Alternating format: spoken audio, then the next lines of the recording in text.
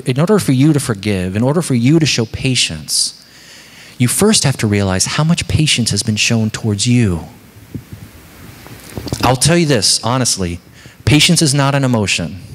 If you go out today and if you have conflict with somebody, or if you're impatient towards somebody and you say, okay, I'll forgive them when I'm ready, you'll never be ready.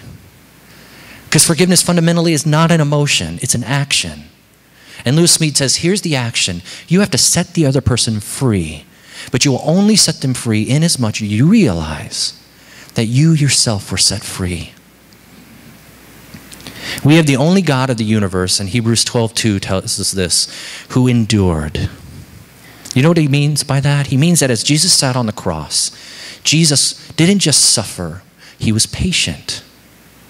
Remember, he says, Father, forgive them, for they know not what to do. What is he doing there? He's showing patience. You and I make ourselves kings. We make other people slaves in order to get away from forgiveness. Jesus made himself the slave. The King of the universe made himself a slave for you and for me to show us a deep wellspring of patience.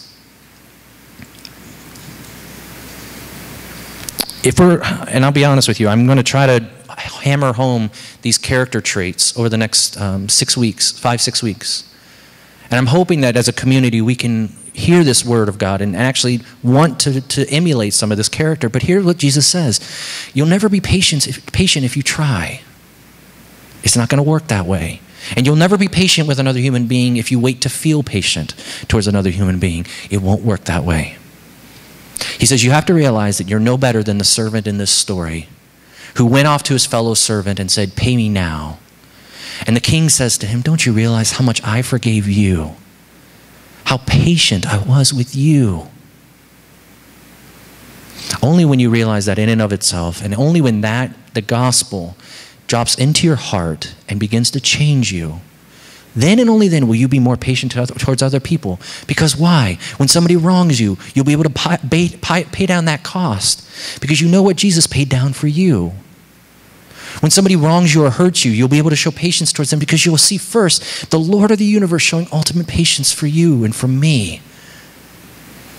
Otherwise, you'll be wrapped up in your own anger, your own sense of revenge. You'll make the other person want to pay down the cost, and you'll be wrapped up in that revenge cycle. God says this, here's the way to get out of that revenge cycle. Here's the way to get ultimate patience.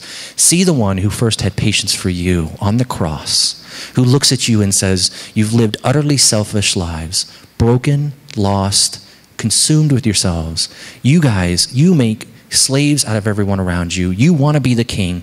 But Jesus says, I'm the king who came to be a slave for you. If I've forgiven you for that much, 10,000 talents, can you not forgive for so much less? Please pray with me.